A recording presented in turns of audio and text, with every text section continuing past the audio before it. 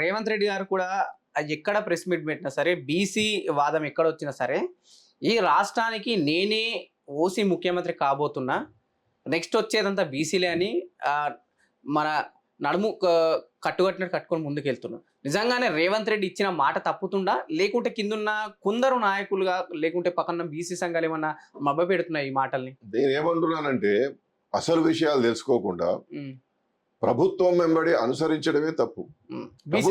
అంతే కదండి. కొన్ని బీసీ సంఘాలు ఎవరు పోయినా, నేను పోయినా మీరు పోయినా తప్పే.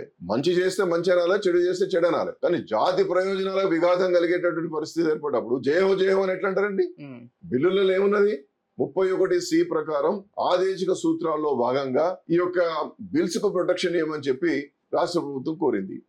మంచిదే, రాష్ట్ర ప్రభుత్వానికి అధికారం ఉన్నది, బిల్స్ కు ప్రొటెక్షన్ కావాలని కోరడం మంచిదే. కానీ దానికి సంబంధించినటువంటి ప్రామాణికమైన పద్ధతులు పాటించలేదని 100 సార్లు 1000 సార్లు చెప్పిన. భూసాని వెంకటేశ్వరరావు గారిని చైర్మన్ గా వేసినటువంటి కమిషన్, డెడికేటెడ్ కమిషన్, స్థానిక సంస్థల మీద గతంలో ఫిబ్రవరిలో ఒక రిపోర్ట్ ఇచ్చింది. ఆ రిపోర్ట్ లో ఏముందో మనకు తెలియదు. విద్యా ఉద్యోగ రంగాలకు సంబంధించి కూడా ఇదే భూసాని వెంకటేశ్వరరావు గారి నేతృత్వంలో 1 man కమిషన్ వేసినట్టు 27/2/25న GOMS నెంబర్ 1 ద్వారా విద్యా ఉద్యోగ రంగాల్లో కూడా ఎంత రిజర్వేషన్లు ఇవ్వాలి, 42% ఇవ్వాలా, ఎంత ఇవ్వాలి అనేటువంటి దాని మీద ఒక కమిషన్ వేసారు. ఆ కమిషన్ సమగ్రంగా అధ్యయనం చేసి నివేదిక ఇచ్చిందట. ఇచ్చిన తర్వాత మార్చి 6వ తారీఖు 2025న జరిగినటువంటి మంత్రివర్గ సమావేశంలో వెంకటేశ్వరరావు గారు ఇచ్చినటువంటి స్థానిక సంస్థల రిజర్వేషన్లు, అంటే రాజకీయ రిజర్వేషన్ల మీద రిపోర్టు, విద్యా ఉద్యోగ రంగాలకు సంబంధించినటువంటి రిపోర్టు, అదేమో ఫిబ్రవరిలో ఇచ్చారు లోకల్ బాడీస్ది. ఫిబ్రవరి 27వ తారీఖున విద్యా ఉద్యోగ రంగాలకు 1 man కమిషన్ గా వేసినటువంటి డెడికేటెడ్ కమిషన్ ఏదైతే భూసాని వెంకటేశ్వరరావు కమిషన్ మార్చి 6లోనే రిపోర్ట్ ఇచ్చేసిందట. ఆ రిపోర్ట్లు వీళ్ళు ఆమోదించేసారు.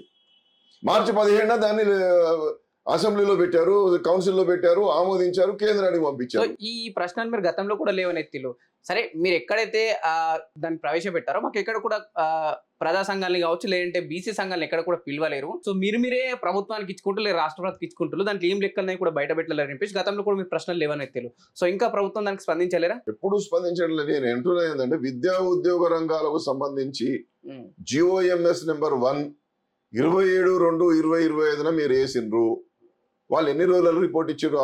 ఆ యొక్క డెడికేటెడ్ ఆ యొక్క భూసాని వెంకటేశ్వరరావు గారి కమిషను 5-6 రోజుల్లో ఇచ్చిందా? ఎందుకంటే మార్చి 6నే ఆమోదించారు మీరు. ఫిబ్రవరి 27న కమిషన్ వేస్తే మార్చి 6న రిపోర్ట్ ఆమోదించేసారు. దాదాపు 8-9 రోజులలో.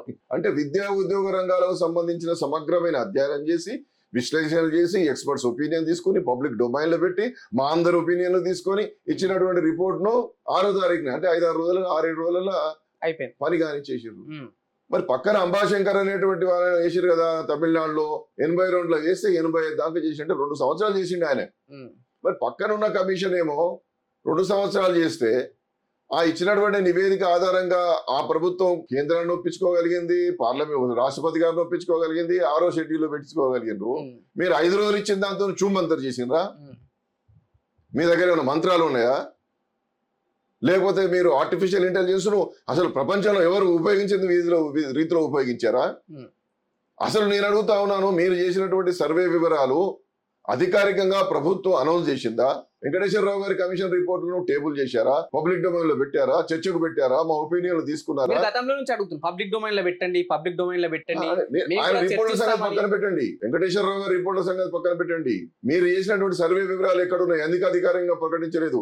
కేసీఆర్ గారు సమగ్ర కుటుంబ సర్వేది, ఇంటింటి సర్వేది ప్రకటించలేదని ఇదే రేవంత్ రెడ్డి గారు 100 సార్లు చెప్పిండు కదా. మరి నువ్వెందుకు ప్రకటించలేదు? కులాల వారిగా ప్రకటించకుండా ఎట్లా నిర్ణయానికి వచ్చినావు?